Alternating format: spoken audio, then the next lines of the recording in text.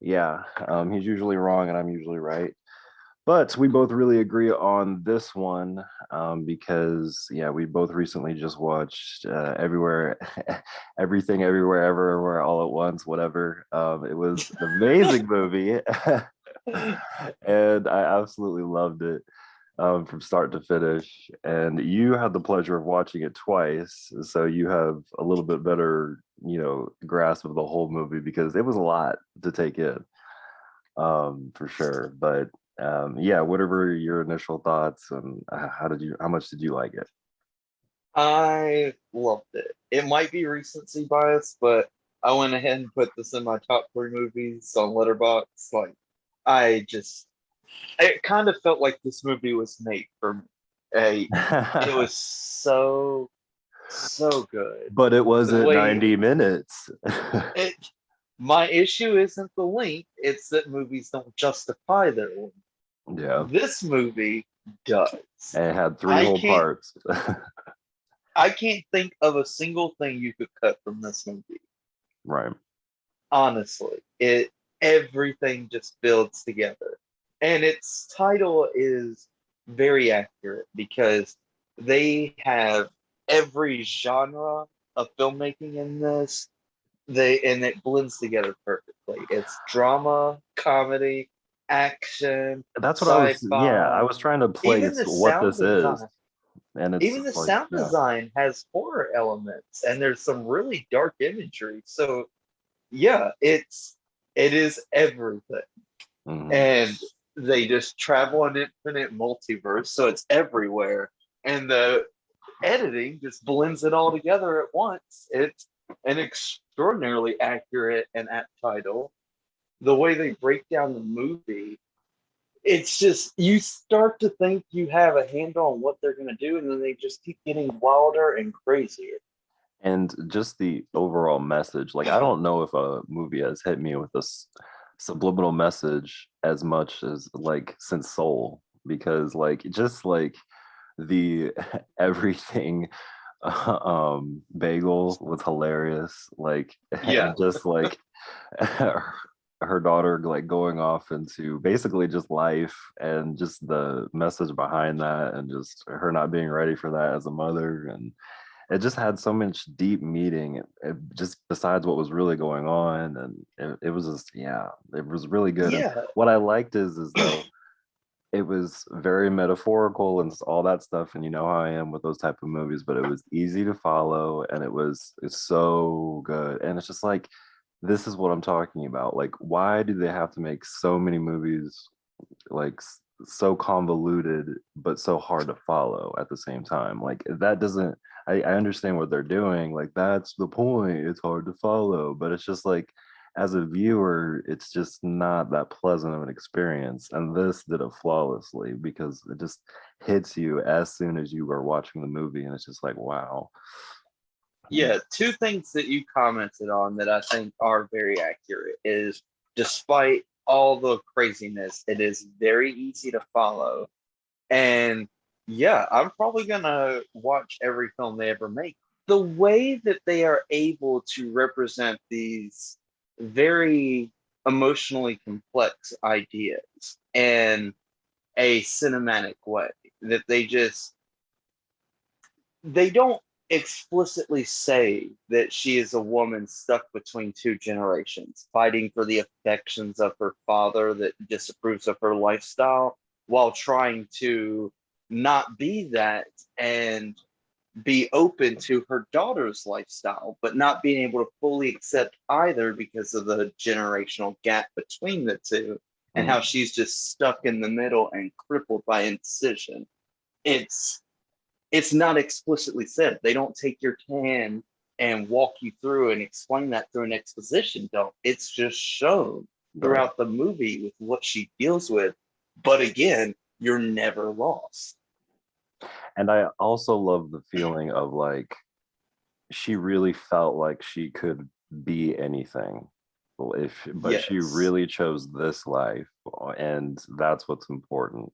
And the, I don't know, it's just like, that's kind of what I felt was important in Soul too. It's just like, you really just have to appreciate what you have in your family and your everyday mundane life. And it's not always about the superstar celebrity lifestyle or mastering kung fu or blah blah blah blah. Sometimes it's just having a normal life, and Yeah. that's what's In fact, it's just like you said, she had the option to jump into any of those lies and instead chose the one that most like most accurately reflected what she already had. She just chose a slightly alternate version of her current life yeah. because that's where she wanted to be, was in her own shoes, not in these alternate possibilities. Did you think for a second when the first to the end popped up, well, you're like, oh shit, is it really over? Or do you? No, I knew it was 2.5 hours long, so when that happened, I was just like, oh, that's funny. Like, I can't wait to show this to someone who knows nothing about it. For a brief second, I was like, oh shit, like I was satisfied with that ending, but I was like, I feel like Whoa, there's whoa, whoa. more. You were satisfied with that, Mister? I hate it when you just go through a story and kill the protagonist. I no no no. Let me rephrase what I don't like. I don't like it when they get shot in the head and, and it's just over right after She got shot in the head and credits rolled. that. What the fuck are you saying? It was a little bit better than that. I don't know. It was the The seasoning music, from that everything bagel, right? right? The music was better. Her daughter was more involved. And yeah, the comedy in this, like I was laughing throughout, I feel like, but Oh it was yeah. a horror. It's just like, yeah, you're right. Like I was having a hard time placing what genre this is.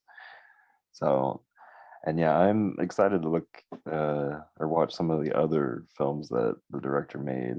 I was kind of Um, going through them, but I haven't seen really any of them. yeah, the only one that I know of they made before, as far as full length features, is Swiss Army Man. And Yeah. I just kind of, that movie just seemed too weird and I was never really interested. But after seeing this, I'm definitely going to go back and watch it. This movie, I'm so happy. I didn't look up any reviews or anything. I saw the trailer and I was just like, this looks really good. I'm going to go check Mhm. it out. And I was so happy when I got on Letterboxd and saw it has a 4.6 and it's just almost all 5-star reviews. Yeah. And I had to scroll for a hot minute to find a low review. The one I found, it just seemed like the dude was complaining about his own personal baggage because he was comparing this movie a lot to Turning Red and negative representation of Asian stereotypes. But Mhm. I'm white, you're half white, half black, and we both related to this movie. I feel like this kind of transcends just Asians, you know? Right. And not for nothing, but even if it's not the dominant way, or even if it's not the most common portrayal, it is a common portrayal of Asians to have this kind of conservative background. Every Right. Asian person that I've ever met has had parents that were like this, including my fiance, you know? So it's very common. I'm happy that not everyone deals with that they can live their lives. But to sit there and get mad and be like, oh, this leans into negative stereotypes. Well, it just leans into an accurate stereotype. And letting people who've gone through this, who feel like they're not accepted by their parents, understand that, that's a common thing, that you're not alone. I feel like it's a net positive. Well, it's always just about how you use it and Yeah. if you use it respectfully. And it's just a cinema tool for sure. And I feel like they do this respectfully. They're not leaning into it for a joke. They're not trying to get some kind of cheap laugh out of this. I mean, there Right. are moments where it is funny, but it's more so, I don't know. It just feels like they just put so much respect into the project and what they were doing that it just doesn't feel like that was the intention, which I'm sure it wasn't. And I don't think Yeah, that the people involved, especially the actors, would participate if that was the case. So, right. yeah. In fact, the co-star of this movie, he actually retired from acting for about 20 years. He was the kid from Indiana Jones and the Temple of Doom and Goonies. So I had wondered where he'd been, and I looked it up. He just kind of retired, and he said the reason he retired is he was frustrated with the lack of opportunity for Asian Americans in Hollywood movies. And this movie brought him out of retirement, you know? Probably the best acting I've ever seen Michelle do. Like, I've been watching her since I was a kid. Her in Super Cop with Jackie Chan was like one of my first celebrity crushes. She was so hot in that movie and could kick ass alongside Jackie Chan. So I've been a long time fan of her, but she's always leaned into her martial arts and that side of herself. She's had very few serious acting roles, and I feel like this was her best. Yeah. Yeah, I'm looking at her. Most of her movies do involve some kind of action, even her animated Kung Fu Panda. That's pretty funny.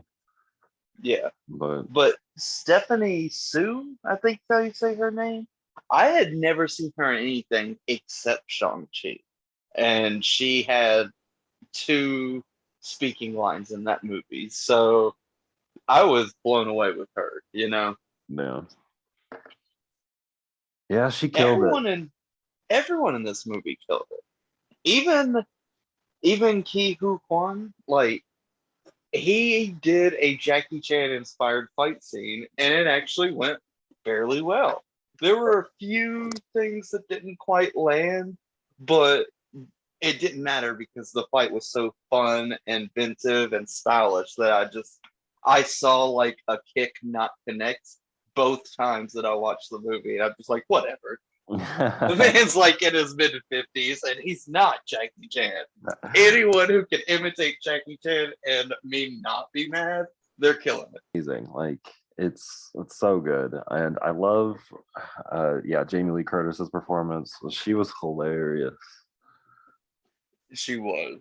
Um And one of the funniest scenes in the movie for me, I loved the idea behind this. So for people who haven't seen the movie yet, to enter into another multiverse, you have to do something completely improbable, like pick a piece of chewed gum off the bottom of the table and start chewing it. Doing something that spontaneous will allow you to hop to another universe. So there is a fight scene where two security guards are trying their best to jump ass first onto a trophy. And watching two grown men fight to be impaled by a trophy, it was just hilarious. And I and don't know if you knew this, but the one with the weird bowl cut, his name's Andy Lee. He was the ninja from Shang-Chi. oh, okay, He's yeah. also in Paper Tigers. He's really talented martial artist. I hope he starts doing more stuff. I imagine he's not a very good actor, which is the case with a lot of martial artists. So it kind of limits their roles and their potential. But I'm glad to see that he's been in three movies that I really enjoyed within the past 4 years. Yeah. Yeah, and that's so funny on Letterbox. If you, I don't know if you notice on the above the log, they have like a little eyeball. Oh yeah, I love when I got out of the theater and went to rate it and saw that, I was just smiling ear to ear. I thought it was so cool. Oh boy, I can't wait to get this on Blu-ray. I hope they make it available soon because Oh yeah, I'm definitely buying this on 4K yeah. and probably going to see it a third time if I'm being honest. Yeah, because there's just I'm sure you'll catch something that you missed the first two times. Oh yeah, Um, definitely. was your theater like my theater? was not that packed. I did, of course, go like on a Monday night, so of course, wasn't expecting it to be that busy. But there aren't a lot of showtimes for this movie around. It is a pretty limited release. What were your theater experiences like? Both times I went and saw the earliest showtime. It was yesterday or Monday and Tuesday. And yeah, probably me and maybe 15 other people in the theater. So not completely empty, but not a lot of people. But this was the first week that it expanded to new theaters, and it's supposed to be expanding again soon. So I feel like they really are just trying to drum up, positive word of mouth. And I'm certainly going to be going to work tomorrow and telling everyone that this is the greatest film made in the past 3 decades, and they need to get off their ass and go to theaters and see it. So, do you like it better than Shang-Chi? Yes, honestly. I Wow, I never thought those words would come out of your mouth. Well, Shang-Chi is just it's my favorite Marvel movie, but it didn't make it into like my top on Letterboxd. It was just a badass superhero martial arts movie. Hmm. This is just you can't even pin it down. It's like we keep saying, what do you even call this? Is it a family genre or drama? Is it a comedy? Is it an action movie? Is it sci-fi? It's one of those movies that just defies being put in a box. Yeah, yeah. I can't wait to watch it again. I'm definitely gonna watch it a couple times just because it's one of those movies that calls for it, and I think I'm gonna thoroughly enjoy it every single time. So I gotta tell you, every emotion I felt the first time I saw it, felt it the second time too. Nothing was lost in the repeat viewing for me. dang, this is a pretty big deal for you. So yeah, I can't think of really another movie to really even compare this to that even like kind of accomplishes what this movie has accomplished in one movie. Like, can you? No, the scope of this movie is insane, and just the humor, the creativity, the conceit of if you can imagine it, it exists, and the way they play with that. They don't go as out there as something like Rick and Morty, but of course they don't. It's a movie versus a TV show, Right. and everything that they do come up with, like there's a scene where they go to a universe where everyone has hot dogs for fingers. And they stop and show the point in evolution where this species rose to dominance. And you're just sitting there laughing your ass off. And you think, okay, that was a one time visual gag, never going to come up again. But no, everything they introduce, they pay off. They deal with it again. You get to revisit it. And I'm just like, how do you A, imagine the stuff, and then B, execute it so flawlessly? But to be so vast yet to be so simple at the same time, where it's like I said Yes. before, just about her daughter going off to life. Like it's so great. Yeah, and I can't wait to watch it again. So yeah, any final thoughts on the movie or anything like that? I mean, I know you're going to watch it a couple more times. Hopefully the next time we do the podcast, if you catch anything else, we'll definitely revisit it. I know I'm probably going to want to talk about more things in the future, but yeah, any final thoughts? If you're hearing this and you haven't seen everything everywhere all at once, stop what you're doing and watch it. Call out of work and watch it. Neglect your child and watch it. I don't care what you're doing. Watch it.